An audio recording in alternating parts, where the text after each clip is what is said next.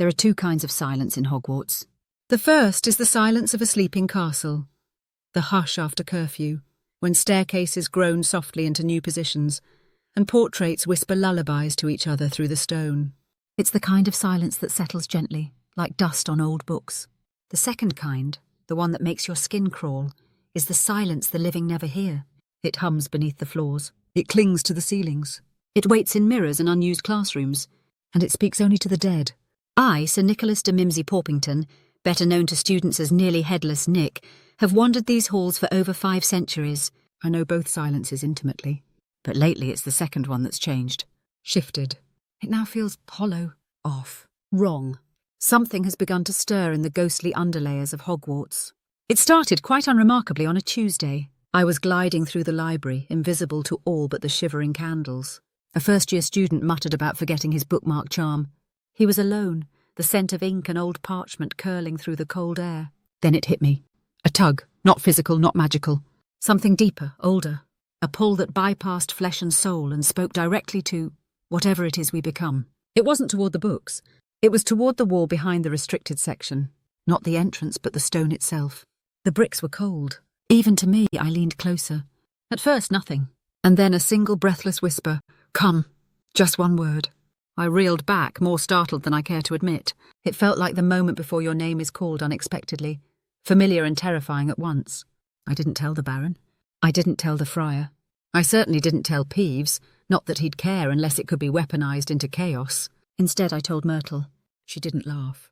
That's how I knew it was real. They're talking again, she said, voice quivering, eyes wide behind ghostly glasses. They talked before, too. Back when I died. I heard them through the pipes. You think this is connected to? I think something's waking up, Nick. Or pulling down.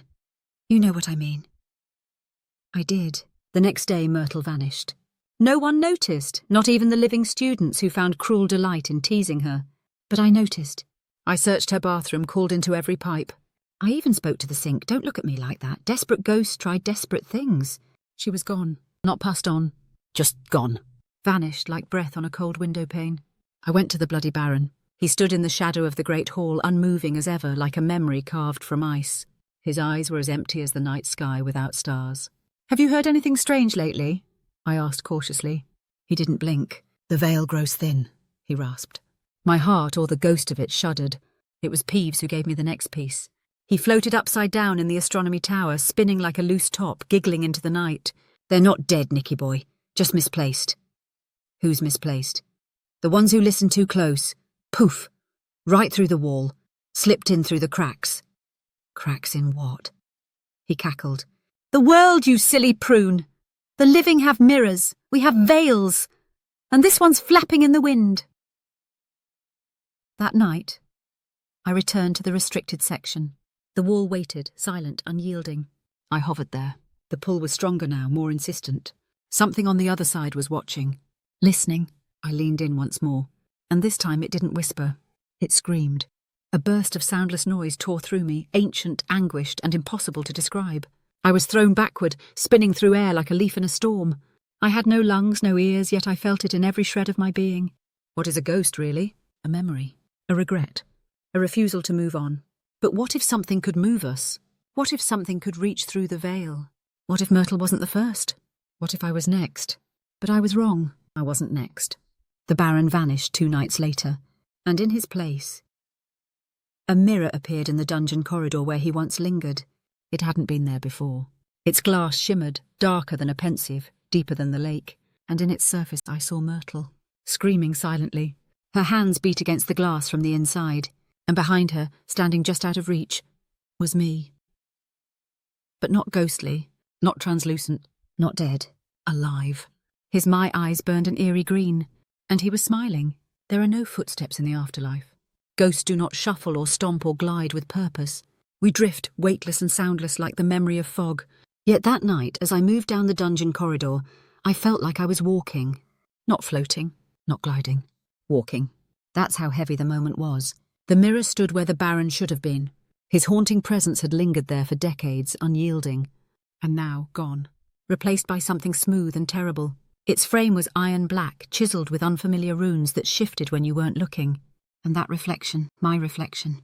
But not me, not this half-headed remnant of a man. The figure in the glass looked whole, skin like porcelain, robes that shimmered with impossible detail. His hands, my hands, were warm and steady. And those eyes, my eyes, they gleamed like emerald flame.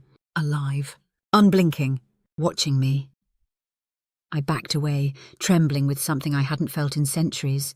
Fear, real soul-deep fear. I turned, meaning to flee, to find the fat friar, to warn the grey lady, someone. But the hallway had vanished. Where there had been stone corridors, there was now mist, grey and endless, and cold. A new kind of cold. Even the portraits were gone. Even Peeves. The castle was gone. I spun back toward the mirror, but it too had changed. Now it showed a room, ancient, domed, and made of black stone. Candles floated above an altar carved with symbols I didn't recognise. Around it stood robed figures, hooded, chanting without sound. And in the centre, the mirror showed me again. Not ghostly, not dead, but lying on that altar, eyes shut, motionless. Nick! The voice wasn't in my ears. It was in my mind. Nick! It was Myrtle, desperate, far away. Nick, don't look at him, don't believe it. It isn't you, it's not... Her voice vanished mid-sentence, cut off like a snuffed candle. I stared harder at the mirror. The scene blurred, faded, reformed. This time it showed Myrtle again, pounding against the glass, her face twisted with anguish. Behind her something moved. Not me, not him. Something older. Taller. Cloaked in flickers of shadow and smoke. It had no face. Only an outline. A presence that bent the mirror like heat over fire. It placed a hand, if it was a hand, on Myrtle's shoulder. She stopped moving and collapsed. I screamed. I hadn't screamed since the day of my beheading. The sound was ragged, inhuman. I don't know how long I wailed. I only know that when I finally stopped, the mirror had gone dark. I was back in the corridor. The mirror was gone. But something else remained. A symbol, etched into the stone where the mirror had stood. A circle split by a jagged line, with an eye in its centre. I didn't recognise it, but I felt it. In my chest, in my teeth, in my soul. And somewhere far below the castle, I heard a door creak open. I found the fat friar near the kitchens. He was humming to himself, surrounded by floating pears and ghostly gossip. He smiled when he saw me. Nicholas, dear boy, you look as pale as death. Oh, wait. Friar, I said sharply, how many ghosts are missing? He blinked. Missing? Myrtle. The Baron, I think there's something pulling them through. And I think it's coming from underneath Hogwarts. He sobered. I've heard nothing. But Helena might know. The Grey Lady? He nodded. She's been spending more time in the forbidden corridor, near the third-floor trapdoor. That's sealed. Only for the living, he said grimly. I found her in the moonlight. The Grey Lady, Helena Ravenclaw, stood perfectly still in a shaft of cold light near the trapdoor. Her face was expressionless.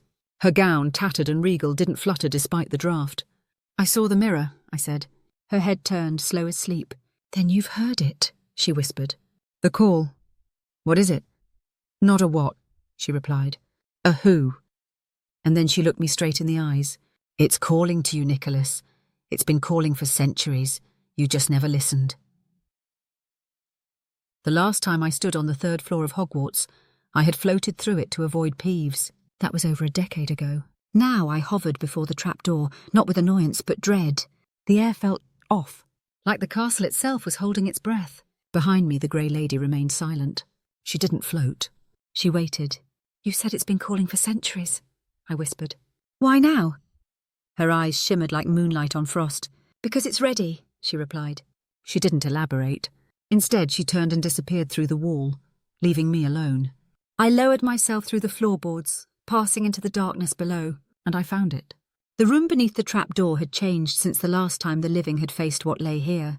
Gone were Fluffy, the magical protections, the chamber riddles. Now it was stone, pure, untouched, ancient. There was a door embedded into the back wall, black as onyx, pulsing with runes that lit with a rhythm I didn't recognise, a slow, unnatural beat, like a second heart. In the centre of the door, I saw it again, the symbol from the dungeon wall, a circle split by a jagged line with an eye in its core. I drifted forward. I don't know why. Maybe ghosts still have curiosity. Or maybe that voice, soft and coiled, had already crept inside me. As I approached, I heard footsteps. Not mine, not the living. A voice, soft, high, childlike, spoke behind me. "Are you ready?" I turned. A girl stood there, no older than 10. Her robes were faded, her face pale, her eyes pure black. She smiled. "I was the first, you know," she said. "The first ghost to hear the voice. The first to go through." "Through what?" She pointed to the door. "The place behind the veil." I wanted to back away. I should have, but I couldn't. I was frozen in place, as if her words had rooted in my very essence. "I waited a long time for you, Sir Nicholas," she said sweetly. "You took longer than most." "You're not a ghost," I managed to say. "You're something else." "I was a ghost," she replied. "Then I became more." The door creaked open. No push, no key. It opened like it recognised me. Behind it was not a room. It was sky. A grey, whirling void of mist and drifting shadows. Shapes moved in the distance, some recognisable. A goblin, a centaur, a boy in Slytherin robes. But all of them were stretched, distorted, as if they'd been pulled too far from what they once were. "Come," said the girl. "I can't," I said. "This isn't right," she frowned. "Right and wrong are illusions the living cling to. I'm not alive." "No," she said. "But he is." Behind her the mist parted, and I saw him again. Myself. Whole. Alive. Awake. Standing in that black stone room, the one I'd seen in the mirror. Only this time he wasn't lying on an altar. He was moving, looking around, smiling. "What is that?" I asked. "Your vessel," she said. "My what?" "You were pulled from the veil, Nick. Not just a whisper, a shard, a sliver of you that still remembered how it felt to live. They built him from that. You, and the Baron, and Myrtle, all woven together. A shell, a soul, a second chance. But he's not me. No, he's better." I backed away. "Why show me this?" "Because you have a choice," she said. Behind her the door began to close. "Stay in your cold little castle, or take what was taken from you." I hesitated. "I don't want to hurt anyone," I said. Her expression turned sad. "You already did." And with that she vanished into the mist.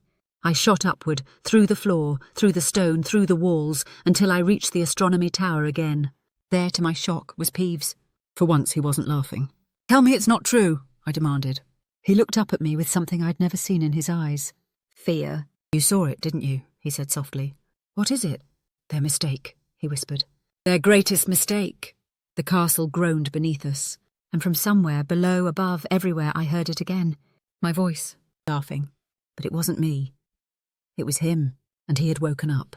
I never imagined I could envy the living. Not until I saw myself walk. He didn't just move, he strode. His feet touched the ground, his robes swept with purpose, his hands curled and uncurled as if every nerve was awake with sensation. And his eyes, those green eyes weren't mine. They wore me like a mask. Peeves had never been still for long in the 5 centuries I knew him. He flitted, teased, upended chairs and temperaments alike, but now he floated in place, silent. "What is he?" I asked. "A copy," said Peeves. "Made from all of you. Bits and whispers. Pieces of souls that never moved on." "Why?" "To see if death could be reversed," he said bitterly. "Not for kindness, for control." He looked away. "I was never meant to exist, you know," Peeves added.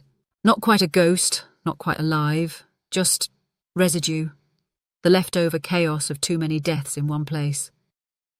"You're older than Hogwarts," I said, the truth dawning. "Older than most walls," he nodded. "But even I can't stop what's coming." He turned his head sharply to the side. "There's more of them now. More doors, more mirrors. Your copy is opening them." I left before I could ask how. I needed answers. And I knew only one place in the castle still held books no ghost had ever read. The headmaster's office. Getting inside wasn't difficult for someone like me. Ghosts don't need passwords, and the gargoyle never bothered with me. But what I saw chilled me more than any cursed object could. The office was empty, but the air shimmered, magic-heavy, disturbed. A pensieve sat on the desk, swirling with silvery memories. I leaned in, and was pulled in before I could think.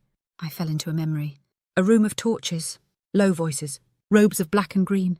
It was the Department of Mysteries. Wizards and witches stood around a half-finished body, floating above a basin of swirling veil mist. It writhed like smoke caught in a net. One voice, familiar cold, spoke clearly. "Start with the Gryffindor ghost. He still clings to shame. Another added, "The girl drowned in regret, a perfect binding."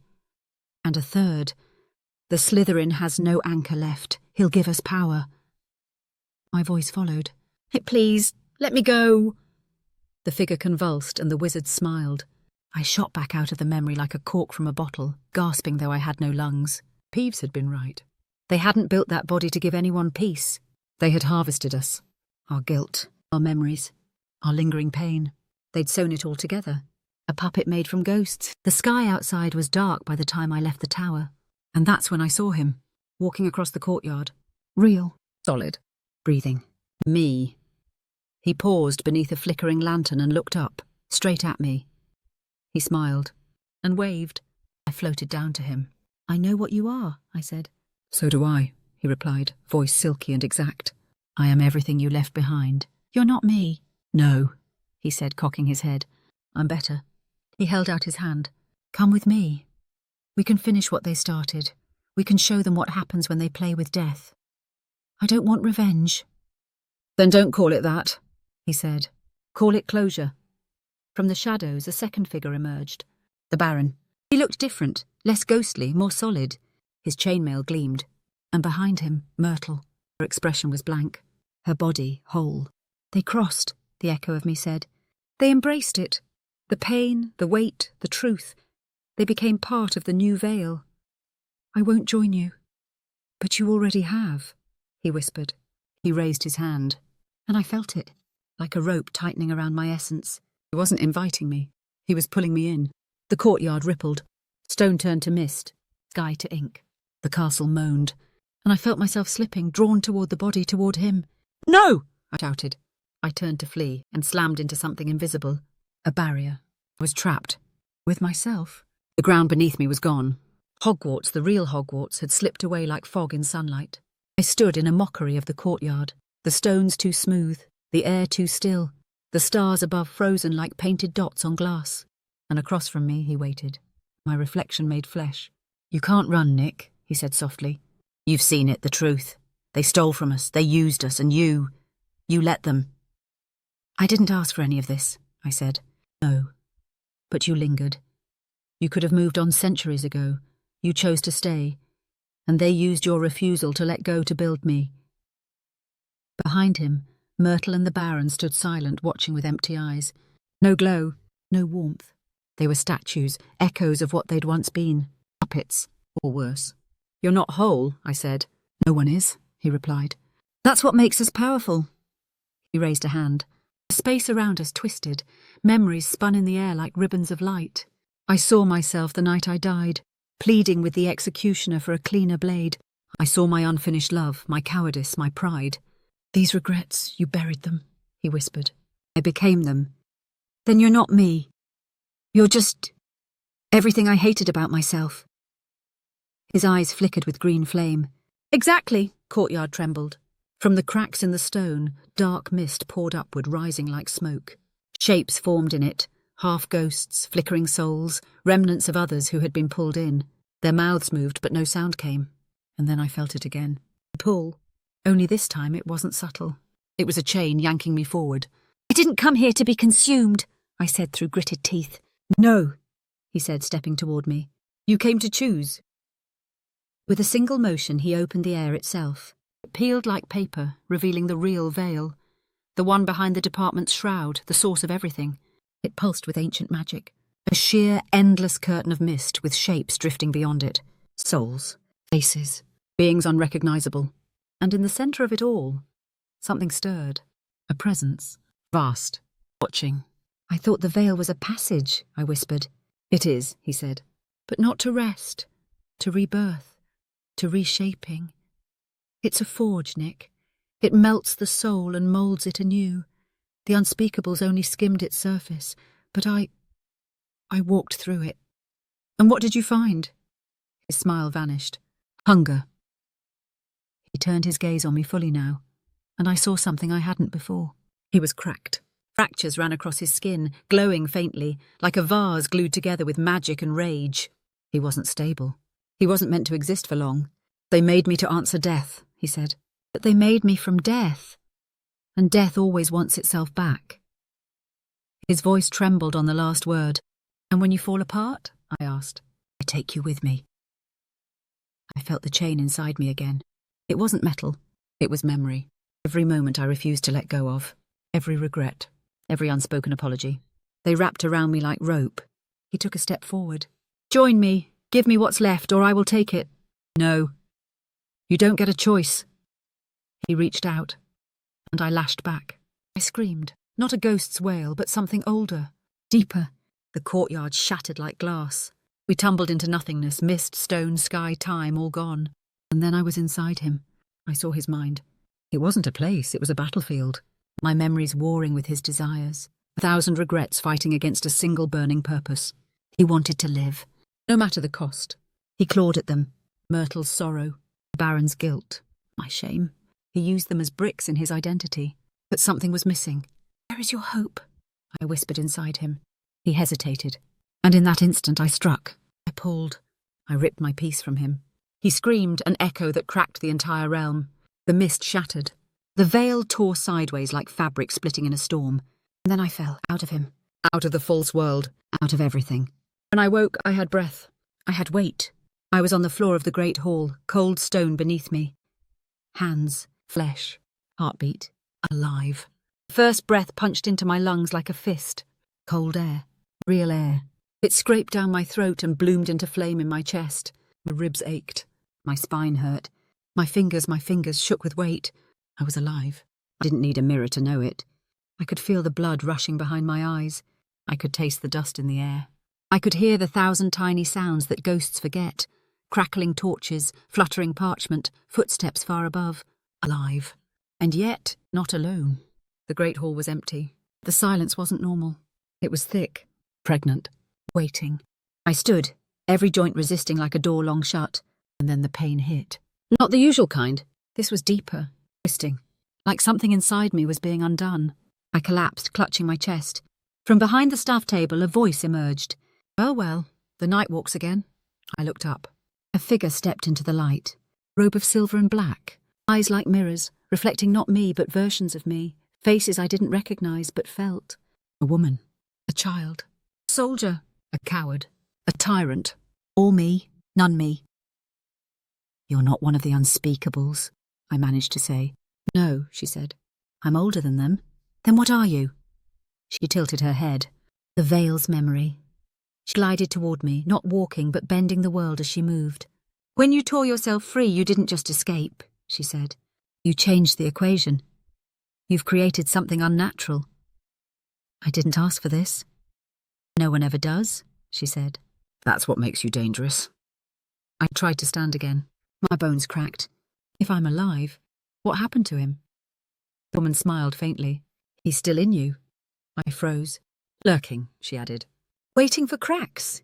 You think you escaped him. But he was made from your worst parts, and now they live beside your best." She reached into her robes, pulled out a mirror. Not a shard. Not a trick.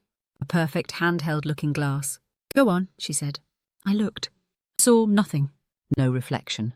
Just mist. And at its centre, green eyes. Watching. "Won't let him win," I said. "Then you must finish what they started," she replied. "But this time, on your terms." "What does that mean?" "It means the new veil is open," she said. "And you're the only one who's walked both sides."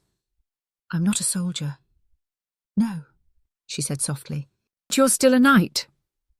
The candles in the great hall flared. Around me shapes formed. Ghosts. Dozens. Hundreds. Helena. The friar. Even Peeves. But they weren't transparent anymore. They were glowing, pulled forward by something inside me, or perhaps by choice. "You're the tether now," she said. "They came back because you did." "What do they want?" "They want what you want," she said. "Closure. And if I don't give it to them, they'll tear the world apart." The ground shook. Stone cracked. The enchanted ceiling flickered, sky turning from stars to storm. "Veil won't wait much longer," she said. "If it opens too wide, everything goes." "How do I stop it?" "You walk back into it," she said. "Just got out," she nodded. "That's why you're the only one who can." The ghosts began to speak, not in words but in memories, images, flashes. Helena at her deathbed, The Baron weeping blood. The friar clutching a scroll he never delivered. They gave me their regrets, not to punish but to carry, to anchor, to close the door.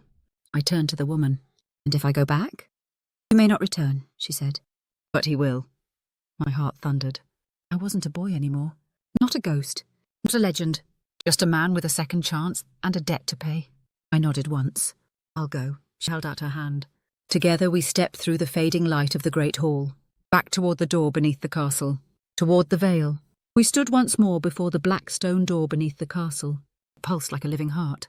The symbol carved into it, the circle, the jagged line, the eye, burned bright gold now, as if recognizing me or warning me. The woman beside me, Vale's memory, guide, judge, placed her hand on the centre. The door dissolved into mist. Behind it the veil shimmered, larger than I remembered. No longer a curtain in a room. Now it filled the space like a horizon, and it was open. Ghosts hovered behind me, not restless, not tormented. Ready. They had given me their pain, and in doing so I felt lighter, as if my second life was not a miracle but a mission. Why does it want me? I asked. The woman's voice was distant. Because you were unfinished. You were easy to shape. They gave your regrets a body, but not a soul. Then I'll give it one now. She smiled. You are no longer a ghost, Nicholas. I stepped forward and walked into the veil. It was not death. It was awareness. Time unravelled. Centuries at Hogwarts collapsed into seconds, reversed, reshuffled. I saw the night I was beheaded, and I saw myself stop it. I saw Myrtle live. I saw the Baron choose mercy. Possibilities. All at once. I drifted deeper. At the centre of the veil, he waited. My reflection.